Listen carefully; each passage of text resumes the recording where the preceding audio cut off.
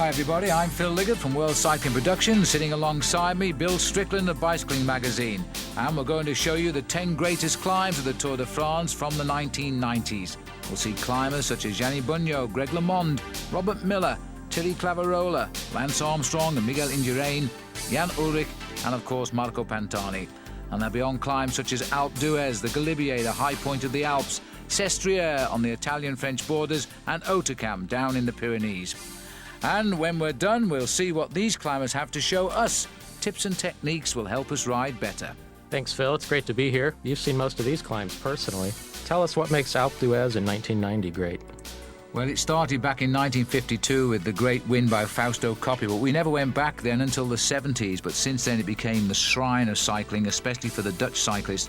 But in 1990, when Ronan Poncet was in the lead overall, it was the Italian Gianni Bugno who showed everybody how to climb the Alp. And just before the finish too, Greg LeMond almost made a mistake, which could have cost him the Tour de France. Let's have a look at that day. Delgado immediately takes charge on the climb, pressurising Bugno, Chozas, LeMond and Claverola.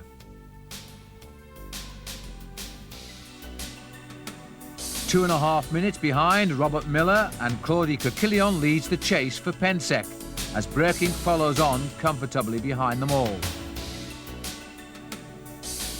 Claverola cannot keep pace on this steepest part of the 13 kilometres climb and he too falls back. This leaves just Bugno and LeMond in Delgado's wake. Behind, Indurain is caught and passed by the chase group. It's still being headed by Claude Coquillon, while Chiappucci, Colombian rider Abelardo Rondon and Pensec look quite at ease.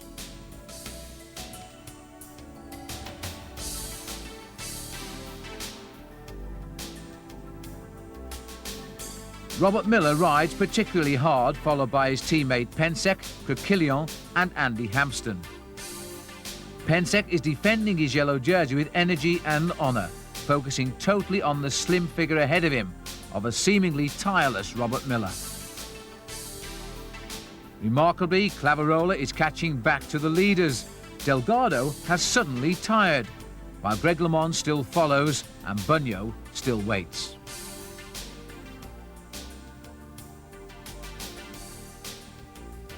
The Alpe d'Huez climb is seeing yet another epic battle. Eric Breukink has ridden away from the chasers.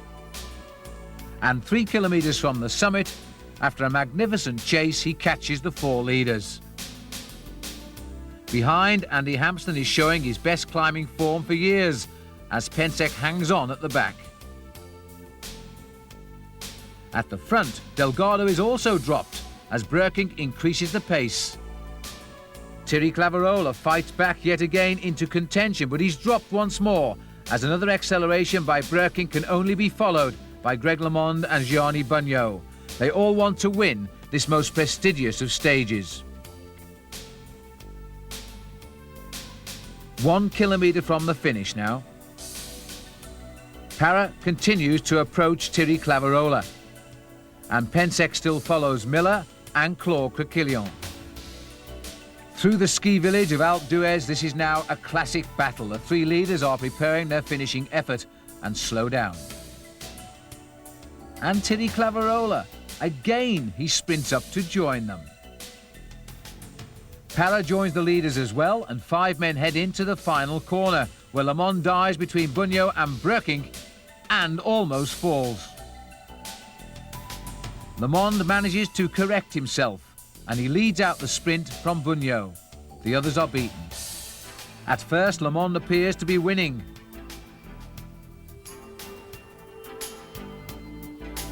But as the finish line approaches, Gianni Bugno is just too strong and takes LeMond right on the line. He's the first Italian winner here since 1952. That was in the Alps. In the same year in the Pyrenees, we saw one of the craziest attacks ever in the Tour. Yes, we did. The situation had changed on the road to Les Ardennes because the riders had to climb over the mountains at Tourmalet, and it was here where Claudio Chiappucci went on the attack. We love this guy because he made unpredictable moves. He was in the race leader's yellow jersey, but of course he was afraid of the big names chasing him down. Names like Greg Greg LeMond, Miguel Indurain, Pedro Delgado. These were the riders who wanted to beat him. Indurain had yet to have his wonderful period in the mountains as a winner of the Tour, but right now he was in the group that would chase him down, and once we started that climb to Les Ardennes, the picture took on a new feeling.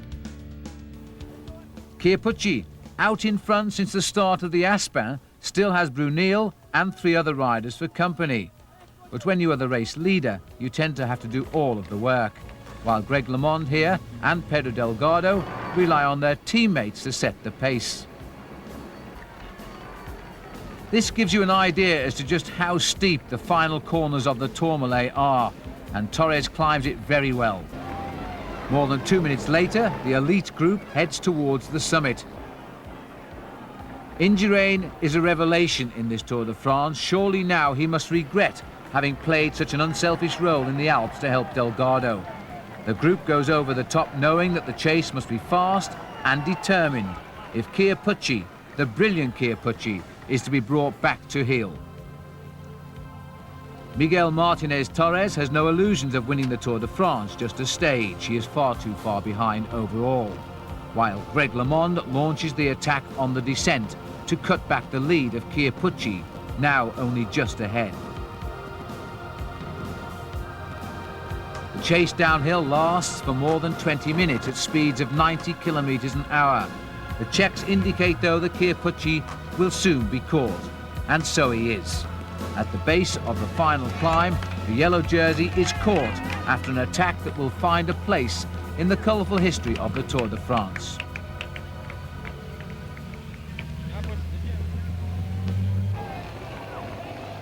Chiappucci still sits at the front of the reformed field as the final climb begins, but now he has the most feared names alongside him, except that of Eric Breukink, who's had a mechanical problem and a bad day in the Pyrenees. Greg LeMond has chased for most of the day. He has now caught his quarry, the race leader, the Maillot Jaune, and he sits and watches him. Marino Lajaretta takes LeMond's wheel. Conti follows, and soon everybody has moved across the road. There's one man, though, who finds he can't. The yellow jersey of Claudio Chiappucci is falling back. The gamble of the day appears now to have been the biggest mistake of the day. Miguel Indurain, Marino Lajaretta are the only 2 riders now who have matched the speed of Greg LeMond. Surprisingly, Pedro Delgado has dropped away.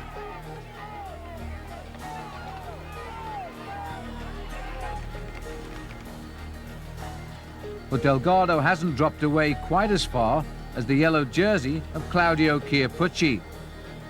He still lived in hope that he would lead the Tour by the end of the day. LeMond was thinking now in terms of seconds. Every second he gained over the field meant a second closer the Maillot Jaune of the Tour de France. And so, with 3 kilometers to go, Lajaretta was dropped off the back, while Lajaretta's teammate, Miguel Martinez Torres, was finally caught. He'd been off the front. Now there was nobody in front of these 2 riders. It was purely a matter of which one would win and how much time they would gain over the yellow jersey. And surely, too, Miguel Indurain was badly regretting now waiting for his teammate Pedro Delgado down in the valley road towards the climb of Alpe d'Huez, because had he not lost so much time on that day, he might have been a real challenger now to Greg LeMond and Claudio Chiappucci. Les Ardennes was becoming one of the most famous climbs in the Tour de France, just like Alpe d'Huez did in the last decade. Just look at the people here now. They had come from far and wide. This was a great festive day, but it was above all the day that they thought the Tour de France would be decided. LeMond knew he needed time and needed it on this climb because tomorrow there is no great climbs on the course. It would leave just one time trial before the finish in Paris. He needed time, and he needed it now over Claudio Chiappucci. He was not concerned about the stage victory, and quite clearly that most certainly was in the mind of Miguel Indurain, who was waiting for his moment. And the cheers were still there too for Claudio Chiappucci. For anybody watching it on television all day, they know just what a great ride he'd put in. To the final bend, and at last Miguel Indurain lines up for the finish. Greg LeMond is grateful for his back wheel, but not for long. Indurain applies the pressure, just enough to crack the world champion. Greg LeMond's pacemaking up the hill had been formidable, but Indurain now was thinking only of the stage victory.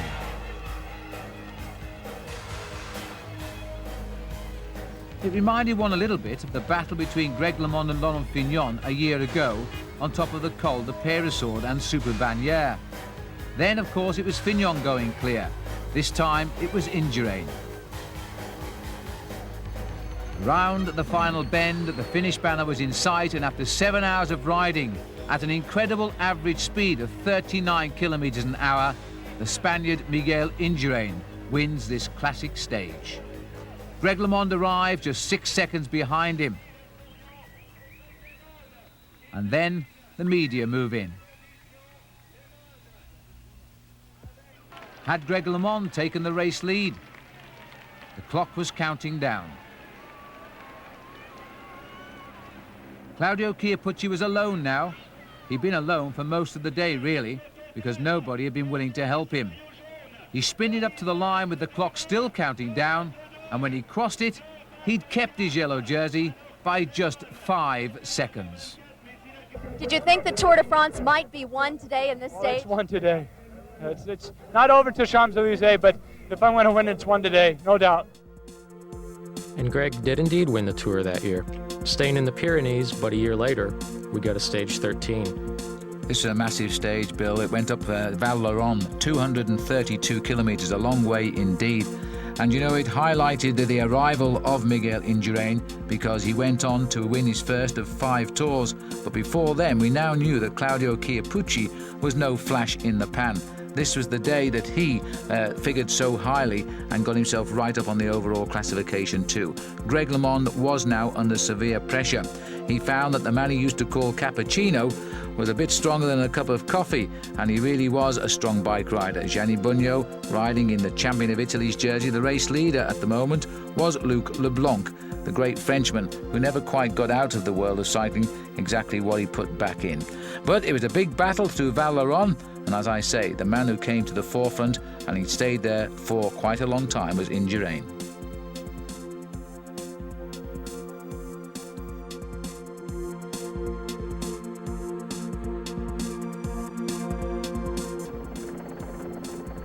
There's a lot of skill involved in going down as well as going up, and it was on the way down that Miguel Indurain put in the attack. He'd noticed that Greg LeMond had lost contact towards the top, and he'd attacked immediately. By the time Greg LeMond had rejoined that chase group, Miguel Indurain had gone in fact for the rest of the day. Claudio Chiappucci decided the time was right to try and press on and join Miguel Indurain, and surprisingly, no one in the lead group chased him. Indurain was told that Chiappucci was coming up towards him, and in fact he slackened off the pace to allow Chiappucci to join him. Soon there would be 2 riders in the lead, and the rest of the Tour de France should have taken notice. While further down the road by a couple of minutes, Laurent Fignon had completed one of the rides of his life, and he's done plenty, and was catching back to the Le Mans group. He'd be disappointed to find that 2 riders were missing though, Indurain and Chiappucci. Fignon joins at the back. Now the riders were strengthened by a great cyclist, and watch this. He doesn't even give them the courtesy of a glance, and they don't look at him either. He goes straight to the front and immediately tries to leave them.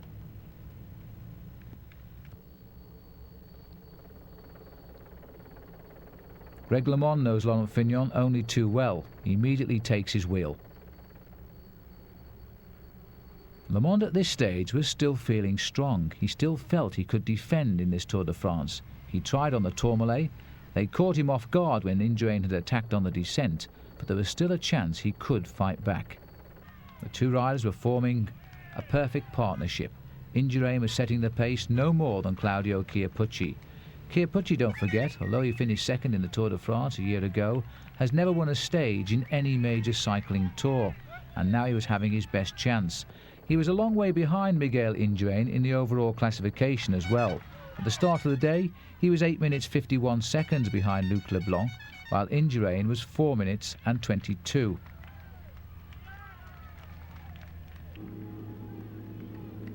Le Monde seemed to be one of the few riders in the chase group realising the urgency of the attack. He was continuing to try and stretch them, to try and tempt somebody out to come and join him. Gianni Bugno was one of those riders, and quickly Le Monde takes his wheel.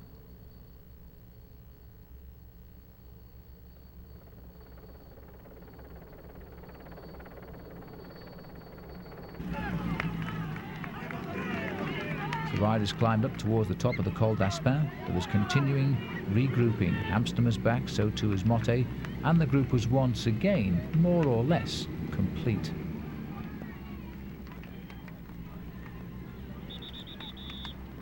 Chiappucci at the other end was building up a nice lead in the King of the Mountains competition, while of course Miguel Indurain was thinking more of winning the Tour de France.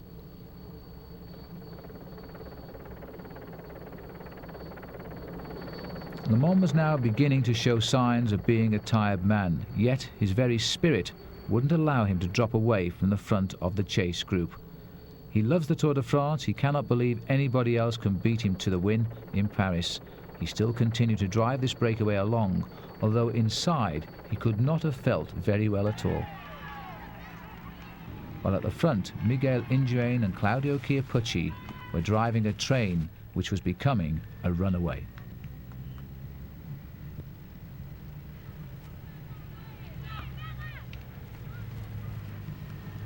Major time gaps were now opening over the rest of the field. The main field was reported to be more than 12 minutes behind. That was if you could find a main field. These riders were riding at around 4 minutes back. The gaps were now enormous. The panic bells really should have been ringing, but could they do anything about it? They'd found two riders who had committed themselves to what they knew would be the hardest stage of the Tour de France. They'd waited 2 weeks, they'd watched every move, they gambled on missing big breakaways. Now they were having their day, and the other stars of the Tour were all on the defensive.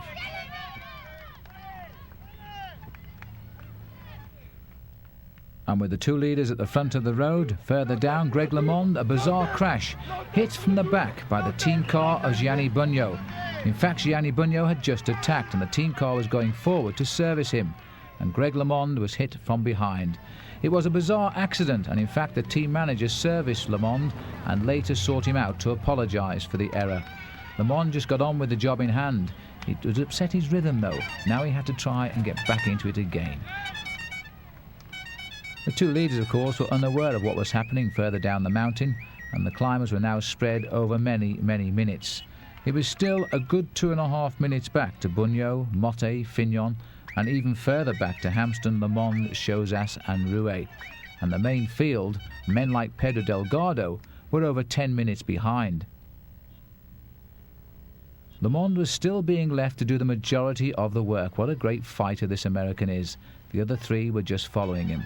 Up towards the top of the Col d'Aspin, no big sprint here.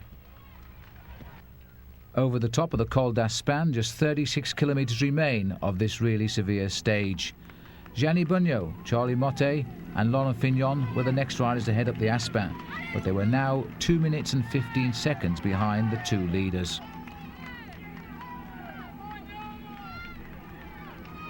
Bugno realised only too well now he'd made a big mistake in allowing Indurain and Chiappucci such an early escape. But you know, in big-time cycle racing, it's sometimes worth gambling on a long one, and that's exactly what Indurain had planned to do. Only Chiappucci had realised it.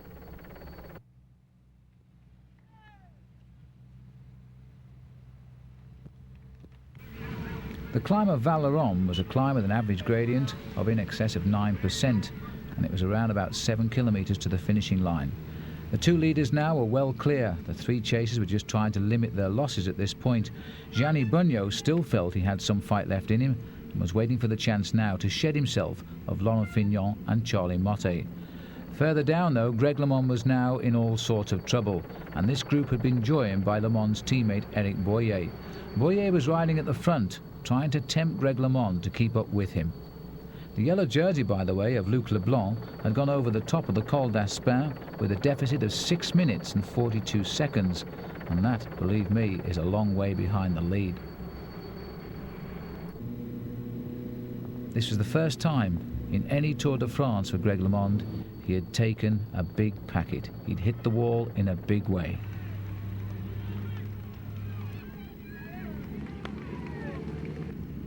Two minutes is the sign that comes from the official car, Albert Vouvet telling Gianni Bugno he is 2 minutes behind the two riders who have tried all day to steal the show. And Laurent Fignon still continues to fight. He recovered from that long chase across the valley road, and he's still riding a great race in the Pyrenees. Charlie Motte hanging on to a rejuvenated Fignon. And Greg LeMond was suffering silently behind the wheel of Eric Boyer, just hoping soon the finishing line would be with him. Of course, all of his critics were saying, which day would he now give up the Tour de France, because for sure he was never going to win it. One of the two riders in the lead seems certain now, barring accident, to win this year's Tour de France. They built such a lead over everybody else, and the design of this course this year was such there was only 2 more mountain stages to come and 1 time trial. All the road races in between were really for the sprinters or the gamblers. Even the Basques were cheering a Frenchman here because they had their man in the lead, and Fignon wasn't too impressed. The final kilometre, the red kite in the sky, and Miguel Indurain, as he so often does in the Pyrenees, was heading up towards the chance of a stage win. He's won twice in the Pyrenees before, in fact in nearby valleys. He wasn't going to win for a third time, as Claudio Chiappucci sprints ahead to take the victory by 1 second. Chiappucci's first ever big stage win in a major stage race. He was absolutely delighted. But of course the man who is now the new name in the Tour de France is Miguel Indurain. He was to become now the new leader and the man to pull on the leader's yellow jersey. He was now going to lead this race by 3 minutes.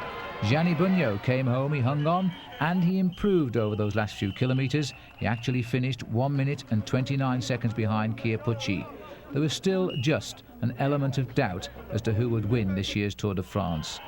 And the great performance by Laurent Fignon. He finished 4th, 2 minutes 50 seconds back. What did it take out of him? A year later, again in stage 13, Chiappucci gave us what I know you, Phil, have described as one of the greatest rides ever in the Tour. No question. If I'd have been around in the days of Fausto Coppi, I might have seen some epic escapes, but this, in modern cycling, was the epic escape. Claudio Chiappucci ripped through the Alps, headed for Italy, his home nation.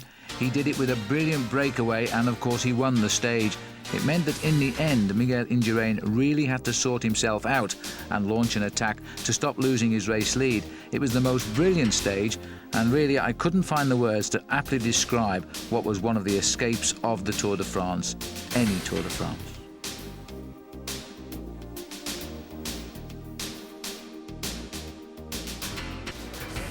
Heading up now towards the next climb, the Col de Liseron. This is the big one here. It was all around this area in February where the Winter Olympics were held and based in Albertville. And it wasn't the time to come and look at this mountain because it was covered in snow. But just look at the pace now by the man in the polka dot jersey. He's placed the yellow jersey in serious problems here. Pascal Lino is a long, long way back further down the Col de Liseron. Claudio Chiappucci has not waited for the last climbs of the stage to put in an attack. He's gone right at the beginning. He's done this before in previous Tours de France. It must be causing consternation amongst the leaders. And this is the best of the rest, as it were, as they're trying to reform behind. Greg LeMond is in this group. He's in trouble on the Col de Liseron. Greg LeMond struggling a little bit, just as he was in the Pyrenees 1 year ago. LeMond is going backwards today, and backwards very, very quickly indeed. And that is a sad sight. I think Greg secretly, has been worried about these mountains coming each day. He's tried throughout this Tour de France to gain time on the flatter stages, to give himself a better springboard into the Alps, and it hasn't come. And this is the rider who is destroying Greg LeMond today. Claudio Chiappucci, second in the Tour de France last year, second for the last 2 years in the Tour of Italy. He's attacked virtually at the drop of the flag today, and now he's tapping out the rhythm all by himself. I Just look at this over the top of the climb. Over the top first then, no doubt about it. Now, this is an escape of magnitude by Claudio Chiappucci. And Chiappucci, in no hurry to push home his advantage. He's heading rapidly now to becoming the race leader of the Tour de France on the road. And the rest of the riders are going to have to chase him down if they want to. Well, they used to laugh at Claudio Chiappucci, and they don't laugh at him anymore. If we had 10 Claudio Chiappuccis in the Tour de France, I don't think there'd be more than 10 finishers. This rider never knows when to stop racing. And don't forget, the magnet of his home country now is being drawn towards Sestriere. 1952, the Tour de France ended in Sestriere with a stage, and the winner then, none less than Fausto Coppi. In many people's eyes, the greatest cyclist who ever lived. Coppi now will be delighted at the way this young man is taking the riders on in the Tour de France today. It looks to me as though Indurain himself has climbed his way steadily up to the back wheel of the world champion. So there's no doubt then who Indurain considers his main challenger for this year's Tour de France. As we go up to the top of the climb now, of the Col de Montcenis, and it's still the same man at the front. He's won every climb today in the Alps, and that is going to give him a near unassailable lead in the King of the Mountains competition. As they come up towards the top of the climb, we've got Bugno and Indurain now chasing them down. So the big names, it's been a struggle, but they've forced their way to the front here. 3 minutes and 33 seconds down on Claudio Chiappucci. That's a long way. And the Maillot Jaune, by the way, Lino, is 5.5 minutes down on Chiappucci, and that will keep him out of the yellow jersey. Chiappucci could be in yellow tonight. The man he's got to worry about, and indeed the man who's worried about him, is Miguel Indurain. He is now trying to chase down Claudio Chiappucci, and that is going to be some chase. They've been joined there. So it looks as though Bugno, Indurain, Hampsten and Vona have got themselves together. Oh dear me, look at the face now of Claudio Chiappucci, because he's on the last climb. This is the climb up to Sestriere itself. Surely he's not going to crack now. This has been an escape of magnitude. Some 190 kilometers in the lead so far for Claudio Chiappucci. And this will go in the history books as one of the escapes of any Tour de France in modern times. Indurain knows it too.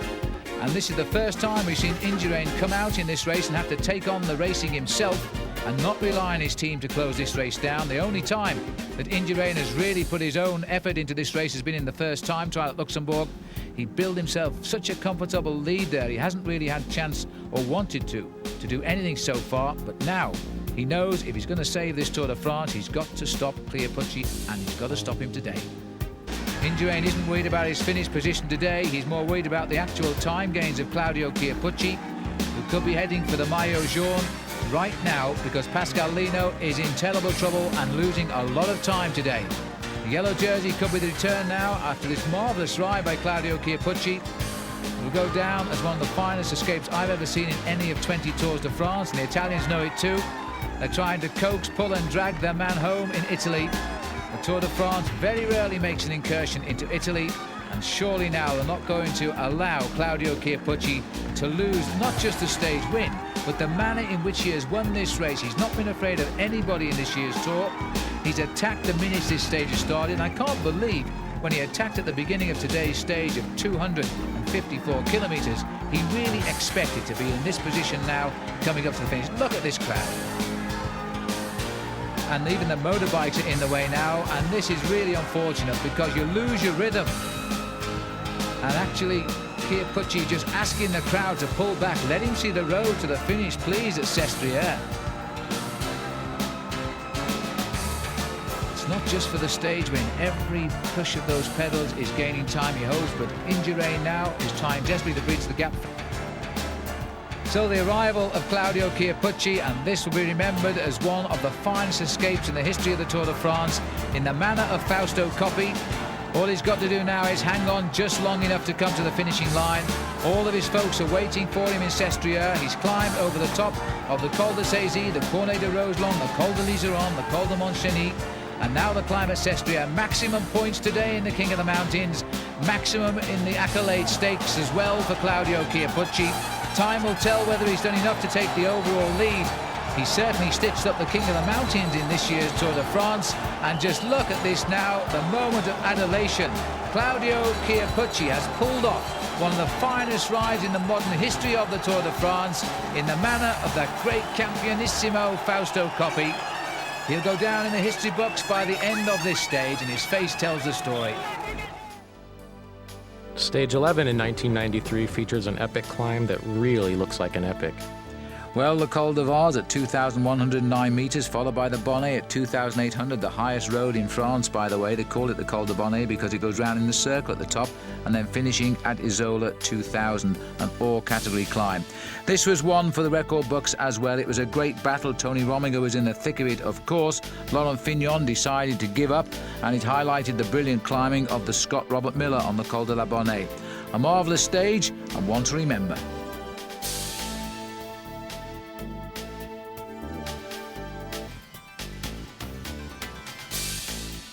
And on the Restafond, the riders now trying to get some semblance of order here, because this is a very, very long climb indeed. It takes them more than an hour as they try to be... They're under the policemanship here of the class team, and Indurain is the man that they're worried about. Again on the inside, the smooth pedalling rider, Tony Rominger, and Indurain concentrating totally on him. He sees him as now the man to beat. Although Mechia, the rider to the right of our picture there in the blue jersey, is in second place overall, and Jaskula, I haven't quite caught a glimpse of him yet. If he's in this group, he's third. But Rominger is the man that Indurain fears most in the mountains. And Delgado is now being dropped by Robert Miller. Well, Miller is going alone, and I'm not sure that's a wise thing to do so early on, because there's a long way to go to the finish here. And Robert Miller is facing a long, hot ride by himself.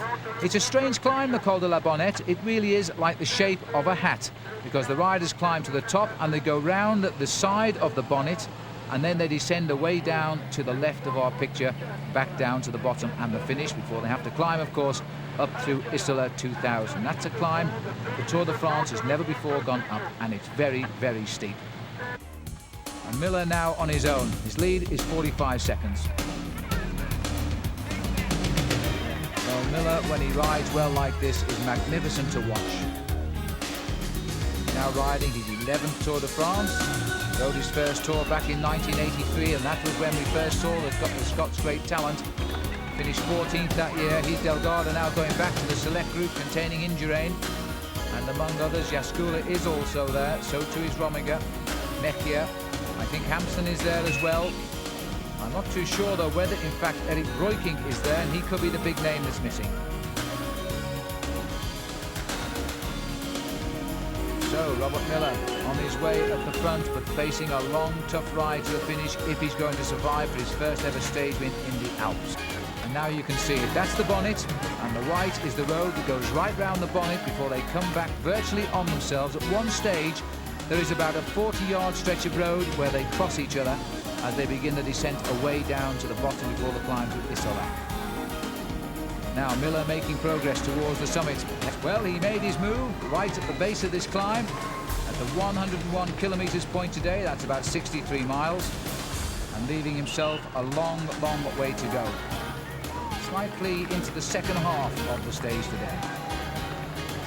Well, there's no need yet, Robert, to look over your shoulder, because the next group is around about 1 minute behind. The next climb, the last climb of the day, will be the climb of Isola 2000. They welcome the Tour de France for the first time, and they've named all of the corners after the past greats of this great event. There aren't too many corners. You can see the slope going right down ahead of us. There's just a right-hand bend that brings the riders through, and we've now accomplished that as we begin to regroup at the base of the climb up to Isola 2000. And that's the face of Miller now as he struggles on the climb, and that is the sad sight because they're bringing him back. Well, Miller has had a tremendous breakaway, but I don't think he will survive the attacks that are going to come for sure now. They will launch the attacks, and Chiappucci has come up to this group with a marvellous descent off the top of the La Bonnette, because he was something like 3 minutes down on the climb. He's bridged that gap, and he's done it all with a very, very good descent of La Bonnette. So, a poor start to the Alps might be a nice finish for Claudio Chiappucci. As he starts the climb here, and the rider right alongside him is Bjorn Ries. There's another surprise now. Bjorn Ries, free of his team leader, Moreno Argentin, who's changed teams this year. And Ries now free to ride his own race, and he's having a great tour. Early leader in the King of the Mountains, but quite honestly, nobody would have expected Bjorn Riis to be in at the kill after a day like this. Indurain still showing no signs of feeling the pressure. Rominger setting the pace, but not cracking the master. 4 kilometers to the top, 2.5 miles to climb, and Indurain content now to set the pace, and seemingly Rominger content to follow it. They've tamed the devil. He's now riding no-handed in 3rd place, no doubt about thinking of something else, but will you believe this? Miller's only just come on, and he's gone. Robert Miller has gone again, inside 4 kilometers to go. I don't know where he's found the effort from, but Miller has gone, and that is a superb piece of riding by the Scotsman. Robert Miller, who has done so much on the climb of La Bonnette, he was caught right as this climb began. He's gone again, and Indurain has not responded. He wants somebody else to do it. Indurain is watching the one man he fears. He's got him in 2nd place, Tony Rominger. Jaskula is sitting at the back. And one has to say, Zenon Jaskula has followed the wheels these past 2 days, but he's followed them very, very well indeed. Bjorn Riis is still up here as well. Mechia, Kipucci has found his 2nd life. And now they're leaving it to Indurain to try and bring back Robert Miller. Obviously, Miller had sensed that the time was right, but it looks now as though Indurain is the man who's going to spoil a great day out for Robert Miller. He's a man we always expect to ride well in the Pyrenees. He's won there before, but he's never won in the Alps, and it looks now as though he won't be winning this year either, because this is the last day in the Alps, and it's been a real sort out of the men from the rest. There's no doubt now that the winner and the top places from this year's Tour de France is going to come from this very elite group. As we pass underneath the 2 kilometers to go banner, Jaskula still hanging on there. I think he's got his braces caught to the saddle of Mechia. And Indurain now just sitting there, pedaling straight by Miller, doesn't even look at him.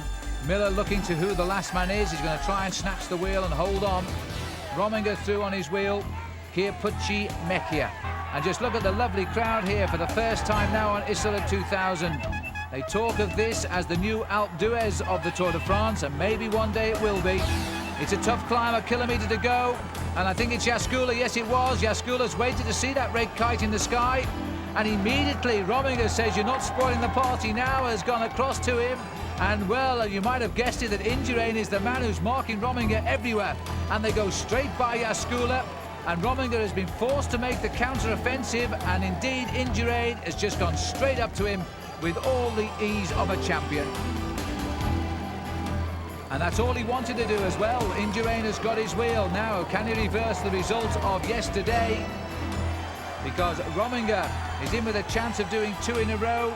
I think it was Joop Zoetemelk who last did that in the mountains when he won 2 straight stages. Rominger, who's ridden the Tour de France twice before, and you wouldn't have known he was ever in it, is now a great man and a great threat. Champion's the word, and we're looking at 2 of them. As Rominger now is going to have to lead out. Indurain has got the advantage. Indurain trying to get the inside of a sharp bend and take it first. 100 metres to go. Indurain's got the inside. Indurain might well be taking the stage. He'd like to do. He's set up. He's realised the speed was too much. Tony Rominger has got the stage victory. And then coming home here in 3rd place, it looks as though we've now got Claudio Chiappucci has come back into this Tour de France, although in all reality he's lost too much time. He gets 3rd place. Jaskula is also there in 4th, and there's the gallant hero of the day. Robert Miller is coming home slightly detached in that last 2 kilometres, but really he did deserve the win, and he rode a great stage. Now we jump to 1996, when the Col de Madeleine and some rain gave us an epic climb. Yes, well, after calling victory in the Tour de France by Miguel Indurain for 5 years, it was now the turn of Bjorn Riis. But in the yellow jersey, Stefan Erlo dropped and sick, abandoned in the race leader's yellow jersey in tears. And that was a sad sight. Only the 12th time ever that a race leader has abandoned in the Tour de France. Johan Bruneel found the difficulties of the Tour de France too. He slipped off the edge of one of the sides, as did many riders on this occasion. A lot of riders being very lucky to escape serious injury. And it was made famous too by the attacks of Bjorn Riis, Laurent Dufaux, Luc Leblanc, Peter Luttenberger and Richard Virenque. The brave souls who have come up onto the climb of the Courmet de Roseland which has come after 163 kilometres. An attack there by Bjarne Riis, champion of Denmark, but not so at the back of the race, because I think there is the odd tear in the eyes there of Stefan Erlo.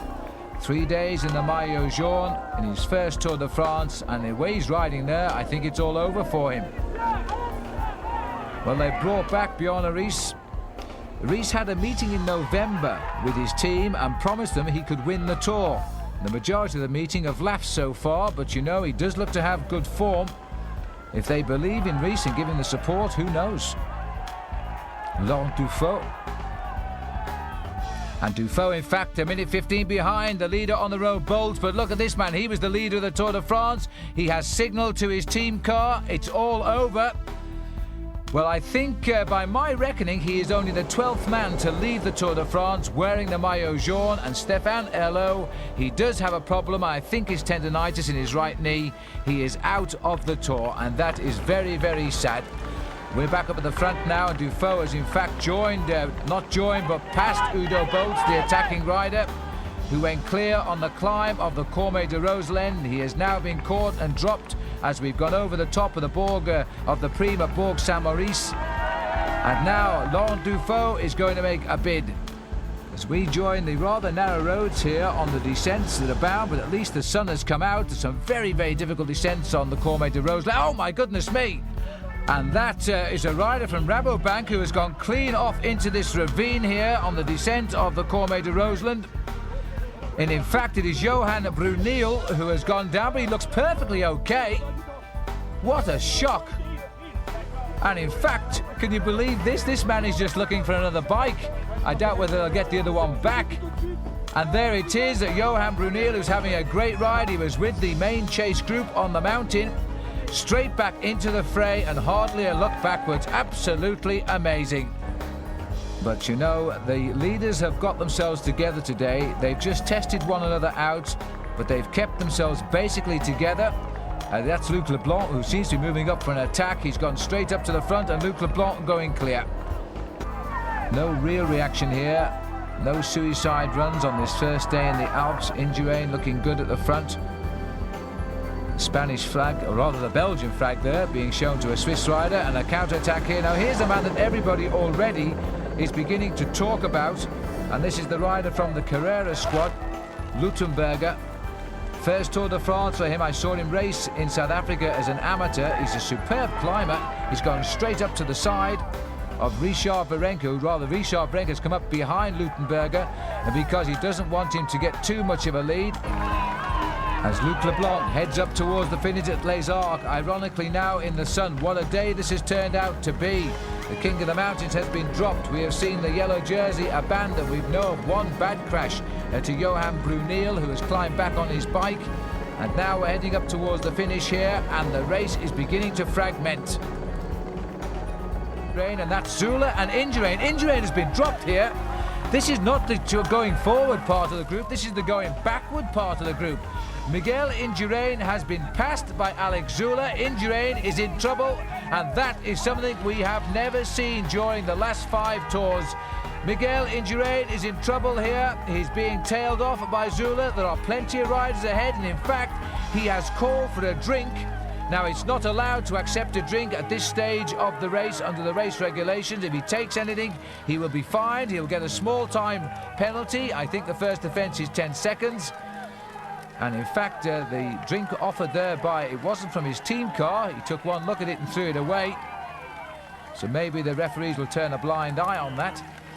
As we go up to the leader, the man here who is setting the pace, he will not know the drama that's going on behind him.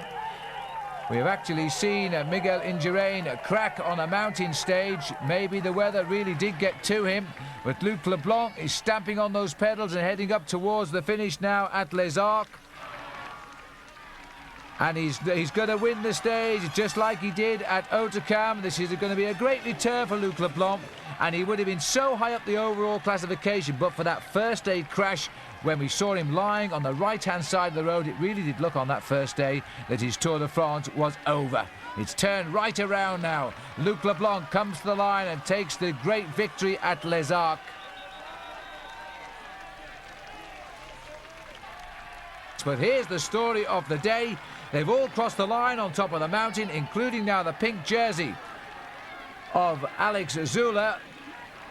While behind we have Miguel Indurain in all sorts of... Look at the clock.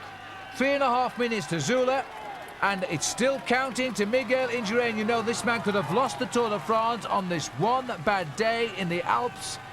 He's clearly hit the wall. He's been unhappy with the weather. The weather has been atrocious, but it's come good here at Les Arcs. Maybe he's finished up with too many clothes on. He's hyperventilated, but whatever the reason, Miguel Indurain today appears human, and he's never done that for the past 6 years of the Tour de France. Later in 1996, on stage 16, Bjarne Riis gave us one of the most vicious climbing attacks we've seen. That's right, Bill, he did. And in fact, the thing about Hautacam is you tend to start in the sunshine around Lourdes and then you climb up into the mist of the climb. And this was a great show by Bjarne Riis. This is where he frightened all of the opposition away, I think, because he was so dominant. Riis now made sure he was going to win the Tour de France, and the only rival he would have, really, was his own teammate, a certain Jan Ullrich. Original breakaways all swept up. It's been a good day of racing by just a handful of riders trying to slip away, but they haven't managed to do that.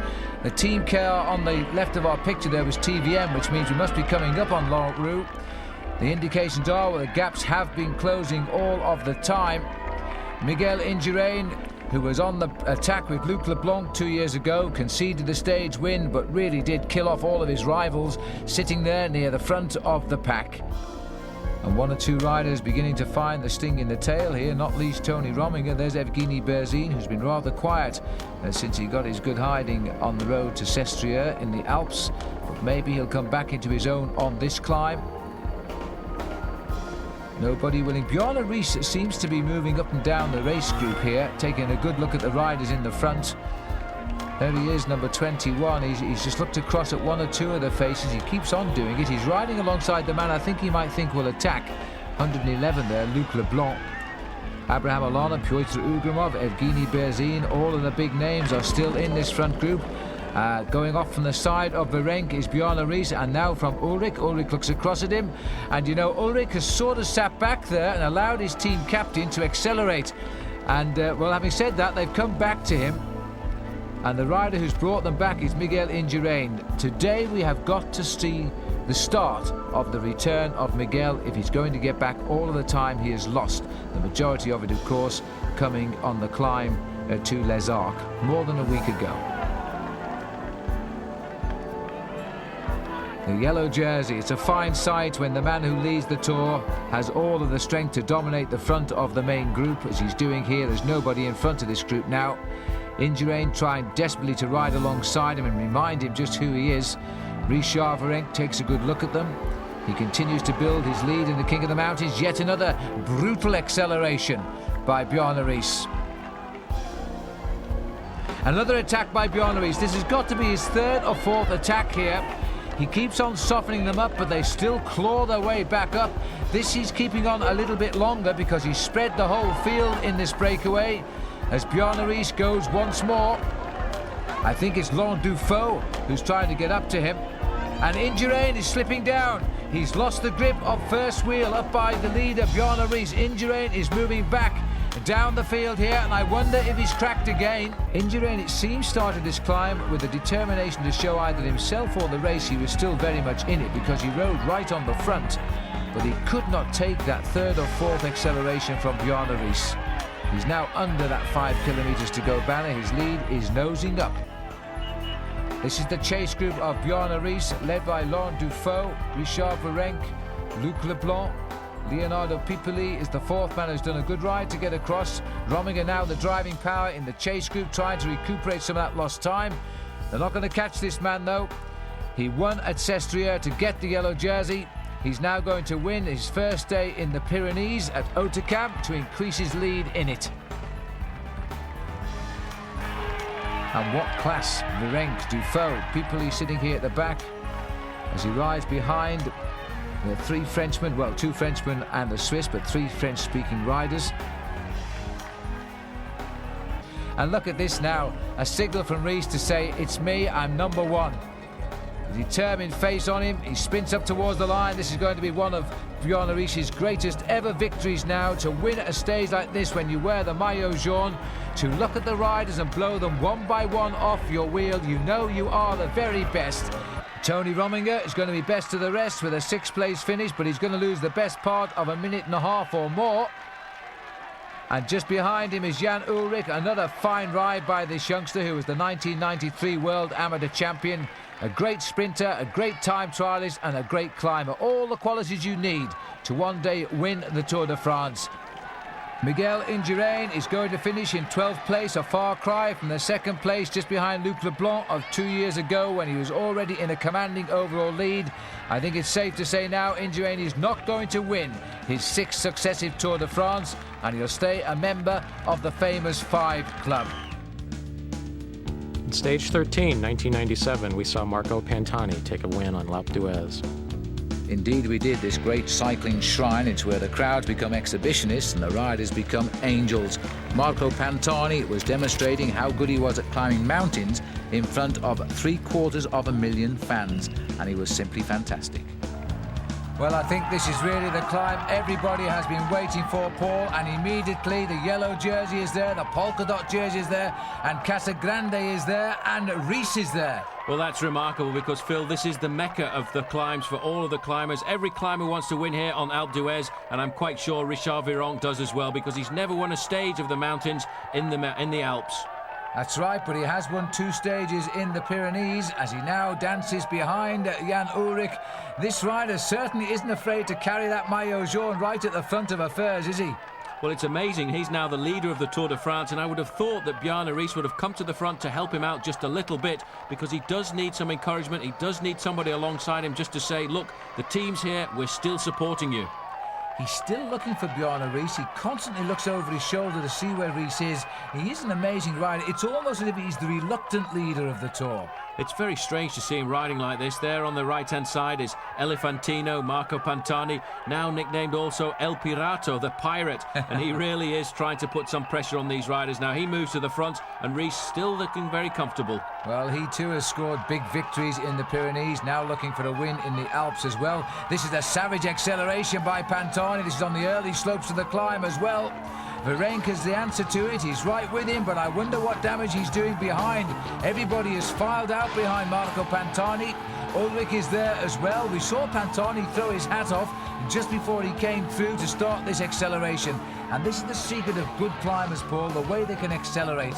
Well, it's not just that, it's the way they can accelerate again and again. Now we've got these 4 riders going up the slopes. I have never seen so many people on this mountain, and I've seen every climb here except the one of Fausto Coppi. I'm not quite as old as 1952. Well, Pantani's great to see him back. There's the earring that's earned him the nickname of the Pirate. He's just getting into a rhythm here, just pushing the pressure on everybody else. Looks over his shoulders to see what sort of damage he's doing. But, you know, he really is flying, and I think most certainly he's back. And I was quite convinced after that crash he had in the Tour of Italy that we wouldn't see a great Marco Pantani here in the Tour de France. But I think he certainly is back, and he's great. A glance at the second group here. We've just seen Olano. There's Jimenez, the champion of Spain. There's Olano, 151. Escartin is here. Now, this is interesting. That's Laurent Madouas also in this group. Now, look at this, Paul. We've gone back to the leaders just in time because it looks as though they've cracked Riis. Well, I think he's put the white flag up there because he couldn't stay with the pace being set by the 2 climbers. He's just going to ride at his own pace now and leave it up to Jan Ullrich in the yellow jersey to mark the 2 best climbers of this year's Tour de France, Marco Pantani and Richard Virenque. But still, Ullrich looking very calm, sitting down. It's amazing the power he uses when he climbs. And a man who thought he could ride well on the Alpe d'Huez, Luc Leblanc, also falling away from the leader. He's a long way behind. Well, this hasn't been the season for poor old Luc Leblanc. He was looking set, and oh crikey, back to the leaders, and it looks as though Ullrich has cracked unless Virenque opened the door and pulled round behind him. Well, I think Virenque just couldn't stay on the wheel of Marco Pantani, and the reaction now has come by Jan Ullrich, and he's closed down on Pantani, the climber, so it just goes to show how strong the man from Germany is. To respond to an attack like that really is quite remarkable. The one man struggling now, Phil, is Richard Virenque. In fact, that acceleration out of the corner there has put the climber from France into difficulties, and he couldn't stay with the 2 leaders. So now just 2 men up the road, Marco Pantani in the yellow jersey of Jan Ullrich. But look at the face on Richard Virenque. He's suffering like a dog, and all he can do now is just hope that he can pull himself back. Well, he knows he has a little bit of time in hand, and it's probably just as well, because I think he's finally decided to let the little pirate escape. He's 9 minutes 11 seconds behind Jan Ullrich in the overall classification, lying 5th at the moment, and so every pedal rev now will gain time on everybody in the Tour. Well, the time gap's there, 22 seconds to Jan Ullrich, 42 seconds to Richard Virenque, and 1 minute 22 to Bjarne Riis. So Riis falling away quite rapidly. This is not going to be the Tour of Bjarne Riis now, but it's still looking like the Tour of Jan Ullrich, because he's still second on this mountain despite the escape of Marco Pantani. Virenque isn't far behind, Casagrande, Riis, and we haven't caught sight of those for a while, but they are the next on the climb. Here, in fact, he's joined by Francesco Casagrande, the Casagrande at the front in the red jersey. He's setting the pace, trying, I think, to make sure that Bjarne Riis and himself stay in the picture. But Marco Pantani, well, he's on a mission. He's looking to become the first rider to win 2 years in succession, I suppose, because the Tour didn't come here last year. So he's really hoping that he's going to be the champion and really walking himself into third place. This is the first time that Jan Ullrich would have experienced this climb with all the crowd out there. A lot of Germans have come now to the Tour de France as well to support this man, because I think they can see the makings of a champion, a new man on the block, the man who I think is probably going to dominate the Tour de France for the next few years. But Phil, just look at the crowds. Well, officially they're telling us that 750,000 people are lining the 9 miles of Alpe d'Huez today. That might be an exaggeration, but when you see shots like that, I'm no longer sure it is. And Marco Pantani has now got himself between the barriers, the safe stretch of the course. And these barriers put up after that debacle we had a few years ago when Fabio Parra was brought literally to a standstill by the crowd and the block cars. But a fine right-hand turn by Marco Pantani. Taking your advice there, Paul, he went round the outside. But I don't think he expected to be going quite that fast. He's flying up the final kilometre here of the Alpe d'Huez. But, you know, I hope he doesn't make the mistake he made 2 years ago, because he also nearly lost it in the final left-hand bend to the finish and went straight on into the parking lot. Well, this time I think he'll be guided simply by the crowds and the barriers. We're now into the lovely town here on the top of the mountain of Alpe d'Huez. This town literally opens for the arrival of the Tour de France. In the next 48 hours, it will have all closed down again, awaiting the ski season. But at this time of the year, in July, it is vibrant, and there are thousands of people here now. We're going into the lower slopes of its streets, and then it will climb steadily to the summit. Jan Ullrich riding very sensibly, still hovering around 25 seconds behind Marco Pantani. He's not pulling anything back, but I think he'll be very happy with the ride that he's put in today. But Pantani now into the town square. Across the town square, he'll get the left-hand turn, and then it'll be up to the finish. He's got about 600 metres lead over Jan Ullrich as he heads up towards the finish. That's around 35 seconds. All the road is his now as he moves into the last 500 metres to the line. There'll be the sharp left-hand turn where even Greg LeMond has made a mistake at one occasion finishing here. You've got to watch it.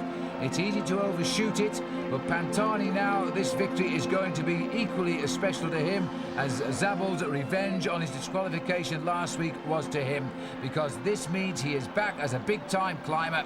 He didn't have time to see himself on the big screen there as he swung round the left-hand bend, but now he's going to win this stage the second time in succession, although there's a gap of 1 year in between. Marco Pantani of Mercatoni Uno will be the winner at Alpe d'Huez today. He will gain time on everyone. He will climb up the overall classification as well. This is going to be a great feeling for him. He gets the victory, 203 kilometres covered. He's the first to the top of the Alpe, and the gap is around about half a minute for the next man. The Maillot Jaune of the Tour de France, Jan Ullrich, is coming home, and Ullrich again confirming he is most definitely the man to beat in this year's Tour, and I don't think anybody can or will. The mountain parallel with Alpe d'Huez is Les Deux Alpes, and we go there for our next stage, stage 15, 1998. Yes, this was a long stage as well, just under 5 hours. The weather conditions were not good, and it wasn't a good day for Jan Ullrich. He was in trouble at the bottom of the climb because he'd had a flat tyre. The Pirate was getting ready to leave the ship, and once we got onto the climb, of course, he would attack. It was a tough one for Ullrich, and it put his Tour in danger, and looking for the race lead was a man called Marco Pantani. And the Malin attacked on the giant Col de Galibier as well, but still with 45 kilometres to go, had he gone too far. Ullrich was forced onto the fence all of the time. This was to be a great stage, and in the thick of it too was Bobby Julich.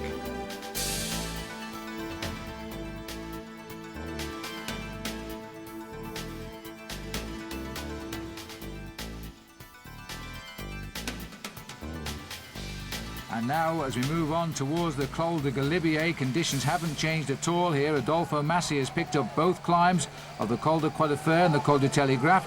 But conditions here on the Galibier are quite atrocious now. We're going up to the highest point of this year's Tour de France, and Pantani isn't going to wait. We're a long way from the top and a long way from the finish here, and nobody's reacted.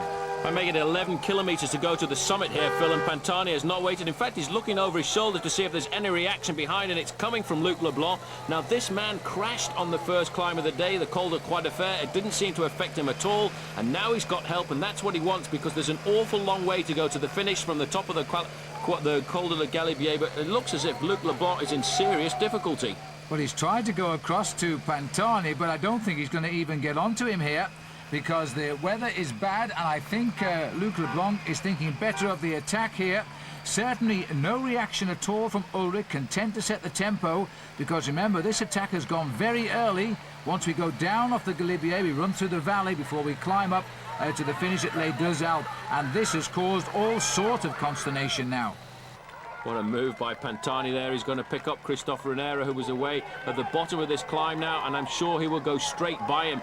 This is a serious move today by Marco Pantani. Remember, just over 3 minutes behind overall at the start of this stage. He's no longer looking for stage wins, Paul. He certainly isn't. He's trying to blow the Tour de France apart this afternoon. Now, there is one of the team soigneurs, I think, from the Mercatoni squad. Now, that is probably an illegal move there, passing up a bottle to Pantani and also passing up a racing cape. Well, somebody's gone behind that caravan. It looks as though it might be Bobby Julich in the corner there. It is. Julich's going straight on. He was trying to put his cape on as well. Well, he lost it going round the corner there, obviously deciding to go straight on instead of trying to turn around there, and he's going to be quite scared on the descent now. He's obviously used that opportunity to stop and put his cape on. He's trying to wrap it up now. All of these riders trying to keep as warm as possible, because it's very difficult. Phil, there's a problem here with the yellow jersey. Well, the yellow jersey, I think, has got a flat tyre, and it's another puncture here. We're not very far away from the climb of Les Deux Alpes either, and the weather conditions have closed in, and once again, Jan Ullrich is finding the Tour de France is not his friend.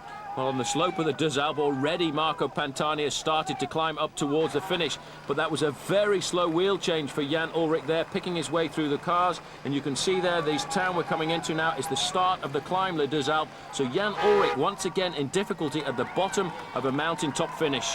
Well, we are going to struggle to bring you the pictures now, but that is the time gap, I presume, back to the Jan Ullrich group, and that is 4 minutes, which puts Pantani in the yellow jersey now, and already Ullrich is out of it. What an amazing tour this is turning out to be, and we're still being run off at record speed. And the big problem for Ullrich this afternoon is he does not have any teammates with him. They've all been left behind on the slopes of the Galibier, and Marco Pantani is riding a time trial here to what for him I think is going to be a second victory, because he's not showing any signs of being affected by the cold weather. He hasn't got a raincoat on now. He's obviously thrown that away, and he's going to ride up this mountain as fast as he can. But the drama further back, Phil, is Jan Ullrich cannot get into a rhythm, and in fact he's losing time on the Bobby Julich group, and still he has nobody to help him. It appeared initially he was coming back, but he looks to me as though he's not just cracked physically, he's cracked mentally here. And the way he's dropped back now, he's a very lonely rider indeed. Nobody around to help him, and his Tour de France could be running away from him. And I never thought we'd say that this year. Well, he's very, very unhappy, that's for sure now. He's a little bit confused as well, is young Jan Ullrich. The Tour de France, he obviously didn't have the right depth of his form. We were wondering if he was overweight. He certainly isn't that, but I'm wondering too if his preparation hasn't been quite right this year. And Pantani is now going to find out the answer to that, because he is putting home the attack here. He is gaining minutes over the rest of the race. Here's Bogert now, but still staying in the frame. Well, there's Bobby Julich as well, setting the pace, trying to pull back a little bit of time on Marco Pantani, but it's slipping away. 4 minutes and 4 seconds, 41 seconds behind him is Jan Ullrich. So Ullrich is slipping away, and Bobby Julich could be riding himself into the yellow jersey. And there is now, Rees has now picked up Jan Ullrich, so it's looking as though he might get a little bit of help at hand here. And you know, I keep thinking about Les Deux Alpes because they got the Tour away from Alpe d'Huez. The first time the Tour has been here. It's probably the most dramatic day we've seen in Tour history, in modern Tour history, and they've got weather like this. It's quite a shame, but it really has created a dramatic race. Here's Bjarne Riis now trying to come back up to Jan Ullrich. It's as if the whole of the Telecom team have been devastated this afternoon. The racing has actually been up the Deux Alpes before because the Tour of Italy came here several years ago. On that stage, it was Marco Pantani's teammate Bobrick who won the stage, and Pantani had a very bad day then. But today it looks as if he's turned the tables around because he's flying up this mountain and really writing his name into a legendary mountain stage of the Tour de France. Well, as we saw earlier, this mountain is for the Italians today. The borders are not very far away as the road goes on towards Sestriere. And Marco Pantani is giving the Tifosi exactly what they wanted to see. But I don't think even they believed they were going to see more than this man win the stage, and they are. They're going to see this man pull on the maillot jaune. Well, look at this now. Ullrich officially is 6 minutes and 10 seconds back now as Jimenez goes down on the inside of them. He was up with Pantani at one stage and he's completely blown. Jan Ullrich is suffering badly here. 6 minutes, I can't believe it. And almost 6 hours in the saddle as Marco Pantani comes into view of the crowd at the top of Les Deux Alpes. And again, a very fast stage, 33 kilometers an hour. So he's done it again. He's this time, though, what he wants is waiting for him. When he saw the route back in October, he said, the Tour isn't for me, I'll come out and win stages. He seemed to confirm that with a terrible prologue time, and now in the Pyrenees and the Alps, he's come right back into the reckoning. And Bobby Julich will not let go of this year's Tour de France. He continues on as he races now up to the finish. Also already gone through is Christophe Renero, so Julich will get 5th on the stage. And a lot further down, watch the time on the right here. Ullrich is 9 minutes back today.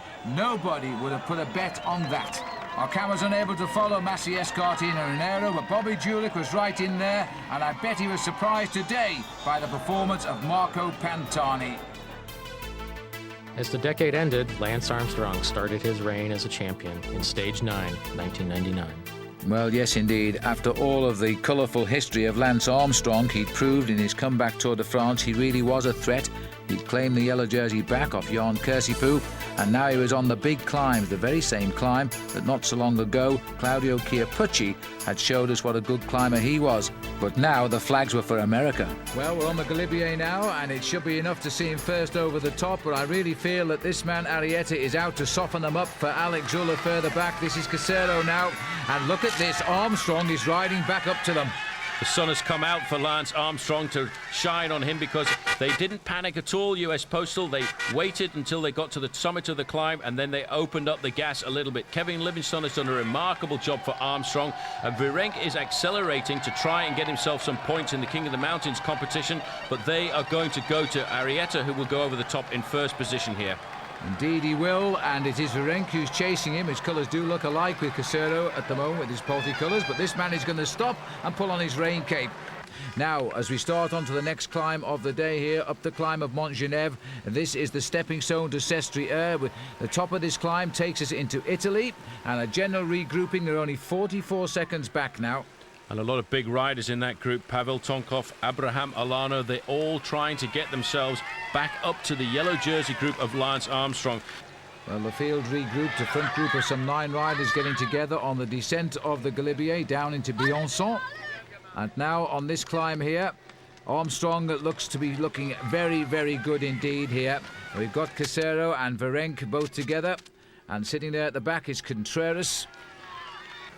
His face is complete concentration. He doesn't seem worried at all in these mountains.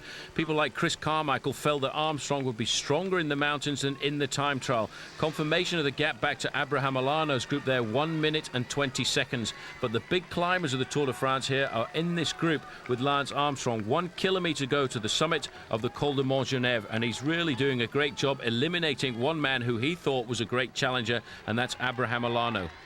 And now Virenque is going for the King of the Mountains points here. Looks across. Armstrong allows nothing to move. Armstrong very attentive, just waiting for any acceleration from these climbers. He used his team perfectly as Virenque goes over the top to get maximum points there. He waited until the last possible moment, and then when he had to assume control, he went away on his own and countered all of the moves. He's riding like a real champion, like a real master tactician. That's why he's used his team, and now he has to assume control at the front of the race. And the gap has opened back to the Armstrong group. There's the Armstrong group, and two climbers unusually breaking away going downhill now have the advantage here on the way up to the finish. But this chase group here trying to reorganize itself. There'll be nothing from Contreras now because he's got his man away. Well, this is Kurt van der Wouwe who's giving the Lotto team some hope that they have finally got themselves a climber on that team.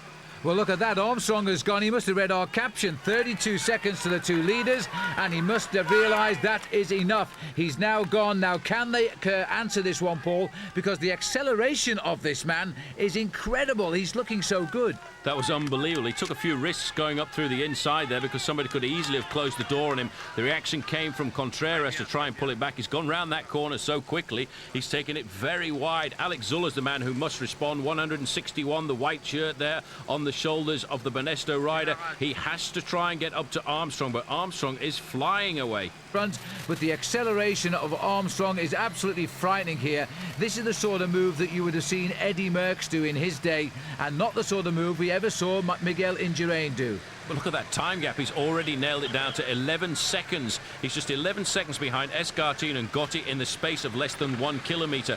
He's ripped across that gap, and he's riding a superb race now. But there is a response coming from behind, and that is from Alex Zulla. Zulla realises that this is a dangerous move by Armstrong. There are the two leaders, Escartin in the green. That's Gotti in the yellow and red jersey from the Polti squad. But Armstrong has just ridden across like they were standing still. Well, Lance Armstrong, who 18 months ago was contemplating a bleak future, never mind riding in the yellow jersey in the Tour de France. This was his big test day today, his next big test, and look how he's answered it. He's come right up to the two climbers. Goodness knows what Escartin thinks now. He's staring at the yellow jersey in the face. Well, he must have expected to be able to put Lance Armstrong into difficulty today because Armstrong has not really known as a major climber. This is his first real test. And now this is Zulla. Zulla is trying to get across on his own, so that group has been completely blown apart now. Alex Zulla is having to ride across to join this very elite front group, and I'm not so sure he can make this. We've got three up front. Well, around this corner here now, they might be able to see the chalets of Sestriere. This has been a good recovery by the Banesto rider. Zulla is inch by inch coming back up alongside these three front runners. So that leading group of 9 is now a very select front group of 4. Well, almost anyway. Gotti again trying to put the others into difficulty. They've looked over the shoulders and seen the return of Alex Zulla. But this is a great ride. This is what a champion is all about. And now look at him. He's lifted the pace again. Gotti is in trouble, and Escartin isn't looking too happy either. Gotti couldn't stay on the wheel of Lance Armstrong, and it was up to Fernando Escartin to respond. He's losing 2 or 3 bike lengths there, but that's not a problem. He's going to close it down on Lance Armstrong because he is a fantastic climber. But in fact, Armstrong looking over his shoulder, he's seen he's got the gap and he's going to keep going. I think you're absolutely right, and in fact Armstrong here is just lifting his pace, and he's just riding 3 of the finest climbers in the world off his wheel, and he's jumped out of the saddle. He's suddenly accelerated, and look at the gap. Well, he couldn't believe it. He looked over his shoulder and saw that he had a gap. He could see that they weren't responding to him. And that's when he got out of the saddle. That's when the attack came. He already had 10 lengths advantage. This is phenomenal. He's out of the saddle, pushing it home now. And this is when he's really got to stick the knife into the wound and go for it to the summit of this climb. The first day in the mountains come down with a big hammer on the head of the climbers. Well, Armstrong came to the Tour de France as an outsider, possibly to finish well up. But now he really is looking like the possible winner of the Tour de France here. He's won both time trials. He's now heading up to a likely victory here at Sestriere. If you can win the time trials and you win the mountains, well, there's not much left but to win the Tour de France. And now Zulla is seemingly the only man between him and victory in Paris, because here he goes. He's dropped the other 2 and he's trying to reach Lance for the second time on this climb. The finishing line is just up the road. His last time check we got to Alex Zuller, who's second on the road at the moment, is 45 seconds. So Armstrong is opening up serious gaps. Very shortly, he will get right into the town of Sestriere, and for the first time since the Valley, the road will flatten out a little bit, and he will get a chance to breathe a little bit more freely, because then he will know that he's going to get the stage victory and increase his lead. The Stars and Stripes, they're all over France and Italy now, Phil, because this man is starting to get himself a pretty serious following. But it's a long time since it flew for the leader on the yellow jersey of the Tour de France, and now it's flying for Lance Armstrong. This incredible fairy tale for him as he now pounds the road of Sestriere to an increase in his overall lead in the Tour de France. Armstrong has ridden brilliantly as he comes up towards the line. The rain has started to come down again as he races into the Italian village of Sestriere, where some of the great champions have won here in the past. But this man has got to be one of the greatest now. He looks over his shoulder. He will see no one. Zuller is around about 30 seconds behind. He does up the zip on his maillot jaune, and he's going to feel very safe tonight, even though we have a really tough day to Alpe d'Huez tomorrow in the mountains. Armstrong now has destroyed the field. He has spread them across the mountain by the best part of an hour today. A number of riders have given up, and the arms go up in salute. So Lance Armstrong there, showing us how to climb mountains at the right speed to win stages of the Tour de France. Now here's Bill Strickland with some tips to help make you a better climber. Bill. Thanks, Phil. First, we're going to take a look at how these champions climb in the saddle.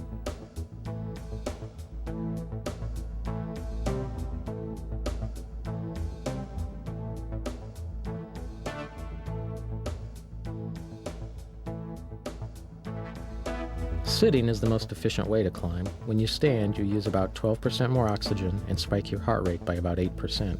So it makes sense to stay seated as often as you can. Look at the racer's elbows, which stay bent and relaxed, and their backs, which never hunch. This keeps your diaphragm open for easy breathing and also keeps you from rocking on the bike, which wastes energy. Like our climbing champs, keep your hands on the brake hoods, or about a thumb's length from the stem on either side of the bar. You'll have more control, breathe easier, and stay loose. All riders start to tense up when the effort gets hard. To prevent this, focus on 3 key areas. First, move your jaw to keep it from clenching. Next, drop your shoulders to keep them from hunching. And finally, wiggle or drum your fingers. These 3 areas are barometers for the rest of your body. If you keep them loose, chances are the rest of your body will be relaxed as well. Synchronize your breaths to pedal strokes. This helps you pace yourself up the climb.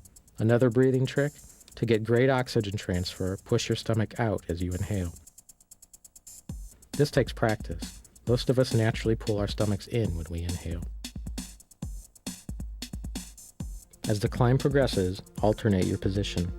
Shift your weight back on your saddle to use your powerful hamstring and glute muscles. For continuous, intense power output, when the pedal reaches the 5 o'clock position, pull backward on it. You're doing this right when your heel drops on the downstroke.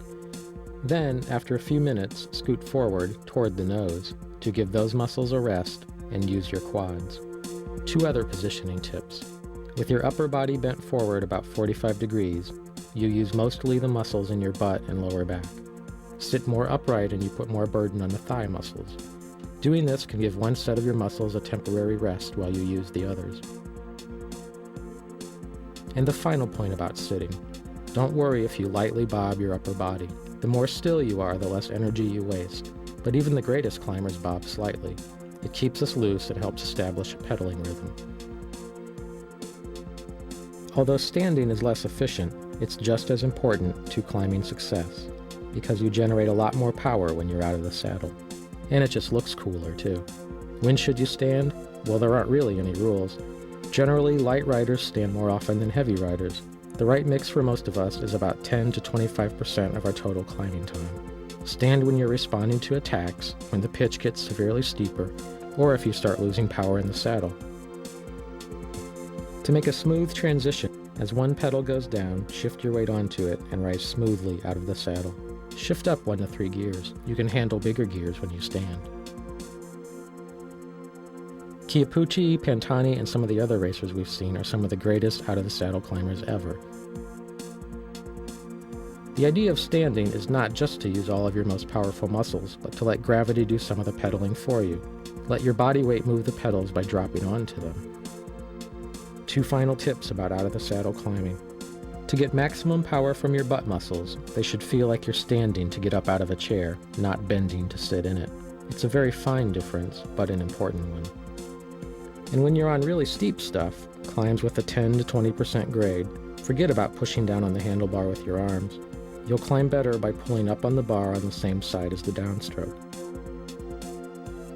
So far, we've talked about how to maximize your climbing ability, how to be a star. But what about those times when all you want to do is hang on to your friends and finally reach the top with the group instead of behind it? Here's a great strategy for survival. Most riders begin a hill in a comfortable gear and shift to progressively easier gears as climbing effort increases. Our survival technique goes against instinct. You shift to a harder gear when you start to slow down. Here's how to do it.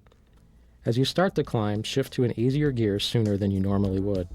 Spin away on the bottom 2/3 of the climb.